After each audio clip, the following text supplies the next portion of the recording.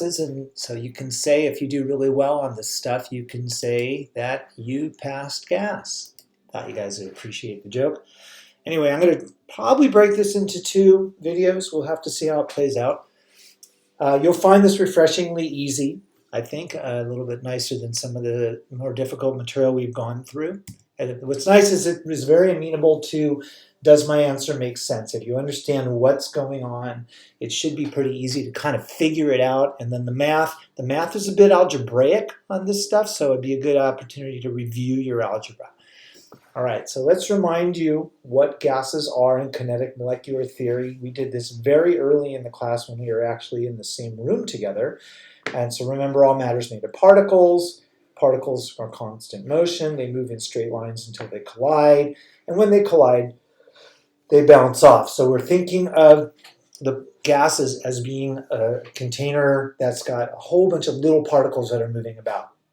Some other things to remember about gases. Gases fill their containers.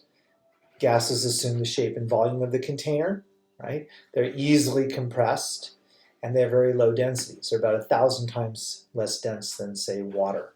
And I think if you remember back to your lab experiments in the mole lab, and you got the density of air is about 1.3 grams per liter, and water is grams per milliliter, right? Right. So this is just some review. These are some nice pictures, so you can see the particles moving about. All right. And a couple other things to remember is, remember what temperature is. Temperature is related to particle speed. All right. Now we're going to talk about what is an ideal gas. So an ideal gas, first of all, there's no such thing as an ideal gas. However, most gases will behave as if they were ideal under a certain set of circumstances, and those circumstances are not unusual circumstances. So the 2 assumptions that we talk about for ideal gases, and the reason we do this, as we've said before in the sciences, we always create a simplified model and then we start adding detail in. And so you'll learn about more details. We put in some of the put back in some of the assumptions that we're making, some of the simplifications. You'll deal with that stuff in the higher level courses. All right, so first of all, we assume that the gas particles themselves have no volume. All right, now we know that a helium atom, for example, does take up space, but it doesn't take up very much. And as long as the volume of the total volume of all of the gas particles is much, much less than the volume of the container, it's reasonable. So if you're in a situation that's really a high pressure, I don't mean like you have 3 exams. I mean there's a physical pressure, that this doesn't work, right? And the other idea is that the gas particles don't interact with each other. And again, gases are so far apart that they really don't.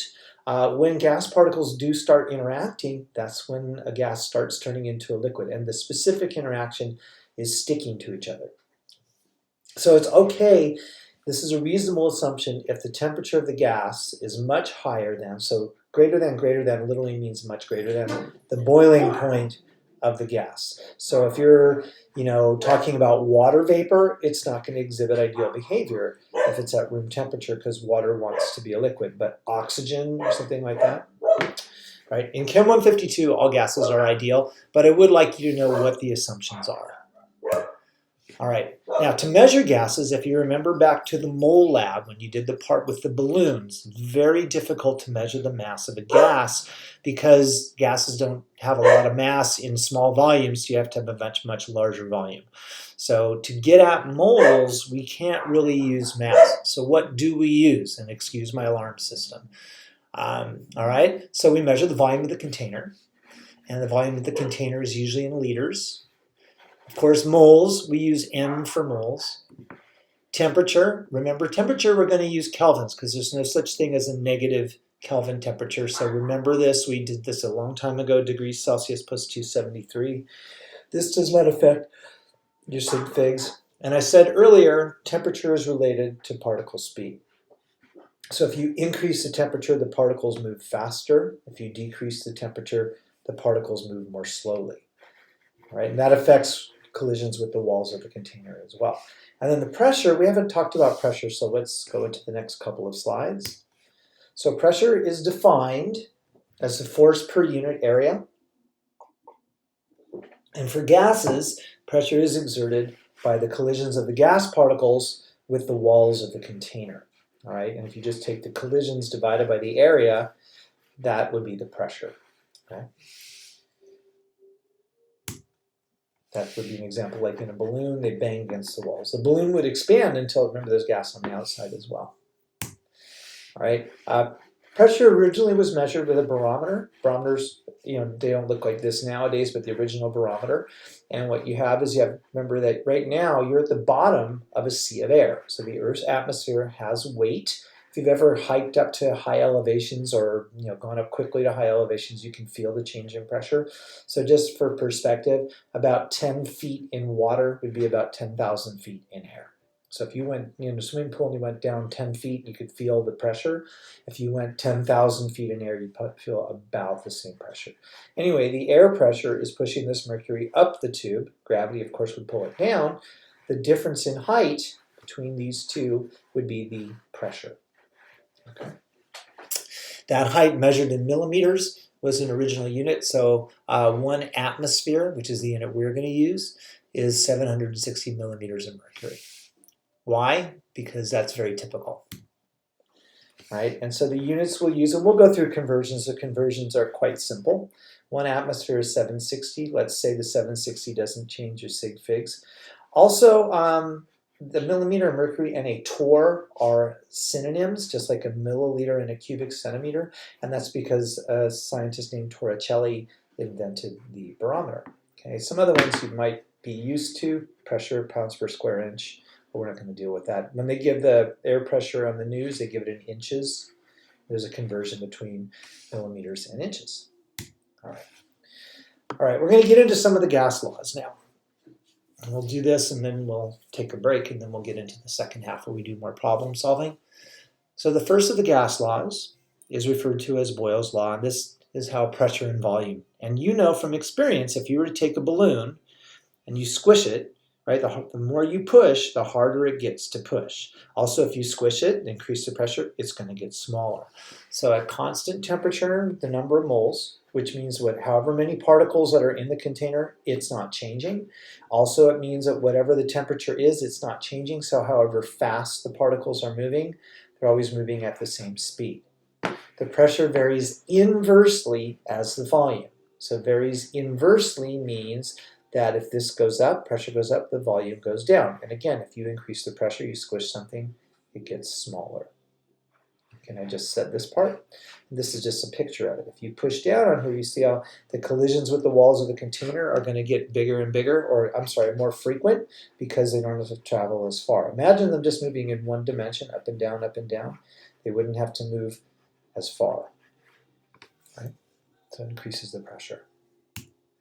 Mathematically, we can say pressure is equal to some constant times 1 over the volume, and therefore pressure times volume will be a constant. That constant will have the temperature and the number of moles. Now, if you have one set of conditions, that'll always be equal. So operationally, we use Boyle's law like this. P1 V1 is P2 V2. So let's do a problem. A gas at 1.4 atmospheres occupies 6.5 liters. What's the volume at 781.6 millimeters of mercury? And now, one little thing about these types of problems. If you're not told about something or asked about something, you can assume it's not changing. So you're not told anything about the temperature or the number of moles. Therefore, we can just assume they're not changing. And I'll come back to that later on. So these are very algebraic. So it's kind of good to set up an algebraic table like this.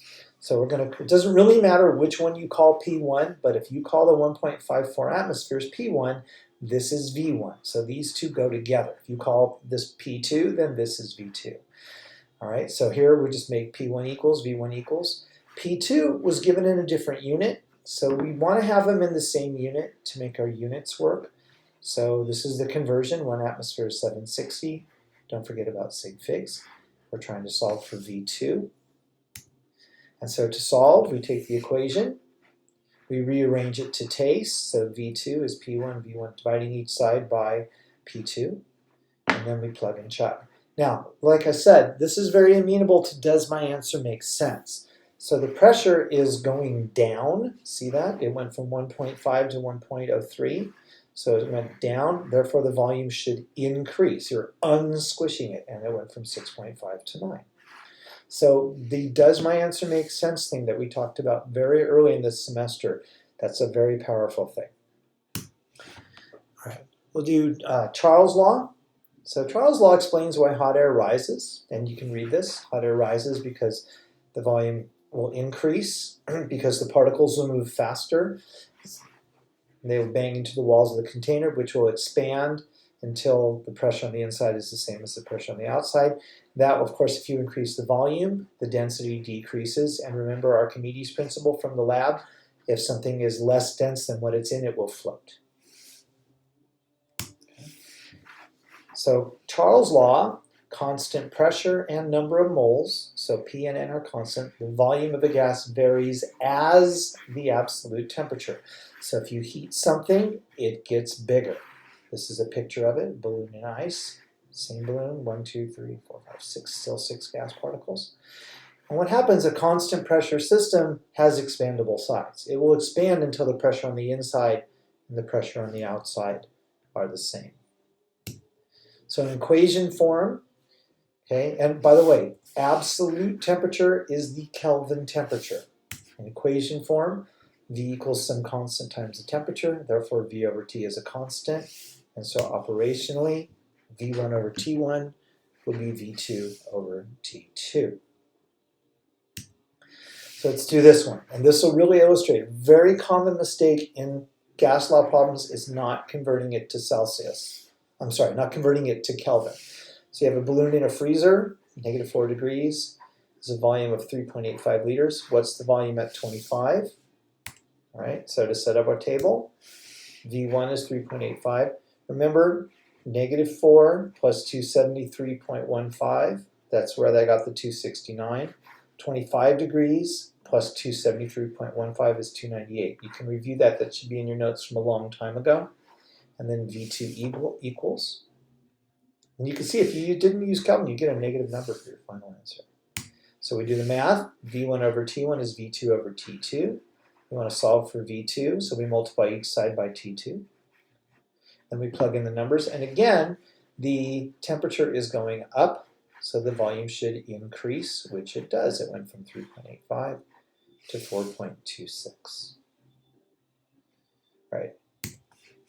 Okay. Avogadro's law is what happens when you blow up a balloon. Right. So Avogadro's law, you put more gas particles in, the balloon will expand. There's more gas particles banging into the walls of the container. Right? So a constant temperature and pressure, the volume of a gas varies as the number of moles. Avogadro came up with Avogadro's number using this law. Right? So volume is some constant times N, volume over N is a constant, and then of course that's going to be the same, so V1 over N1 is V2 over N2. I'm not going to do a problem with this, but homework 12 has some like it, but it's the same type of problem solving as Charles' law. And then the last one is Gay-Lussac's law, why you don't heat a closed container. And you know if you heat a closed container, it can break. And that's because the particles will start moving faster and faster and faster. They'll hit the walls of the container harder and harder until eventually the container just can't handle the increased collisions. The pressure increases. So in words, constant volume and number of moles. The pressure varies as the absolute temperature. So pressure is a constant times the temperature. Pressure over temperature is a constant. P1 over T1 is P2 over T2. Okay, I'm going to stop the video here, and I'm going to pick up with part 2 in a moment. Okay.